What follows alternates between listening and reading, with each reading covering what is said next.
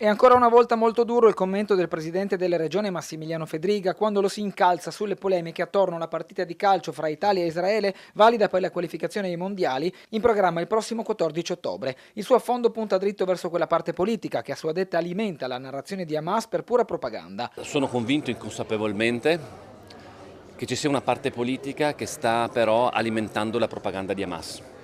Continuare a contestare Israele, continuare a raccontare la novella di Hamas non fa che favorire l'organizzazione terroristica. Continuare a creare polemiche su Italia-Israele non fa che favorire quel racconto falso di Hamas che parla di genocidio. C'è una situazione drammatica nella striscia di Gaza, ma non c'è genocidio. Bisogna raccontare che Hamas affama la sua popolazione. Per anni lo ha fatto per tenerla sotto ricatto, perché sì, che c'è un dramma, ma creato principalmente da Hamas. Bisogna raccontare che Hamas utilizza i civili e i bambini come scudi umani. Bisogna raccontare che Hamas mette le proprie basi militari dentro scuole e ospedali in modo vergognoso per utilizzare sempre quella sua popolazione inerme come scudo umane. Questa è la verità.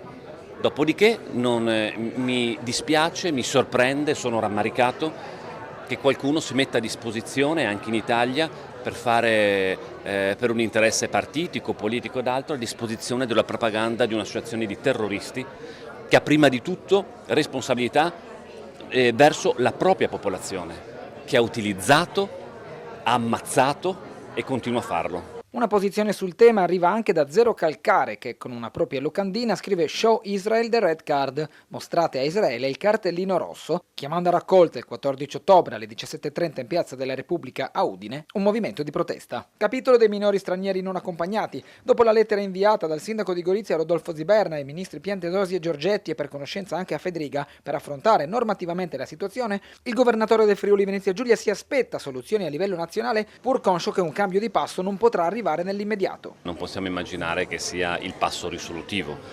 Come dicevo, è un percorso lungo, noi abbiamo, per quanto riguarda le nostre competenze, stiamo facendo il possibile. Questo regolamento che giustamente citava serve finalmente a dare un minimo di organizzazione a una giungla che si era creata perché chiunque poteva aprire in qualsiasi parte un centro per minori non accompagnati.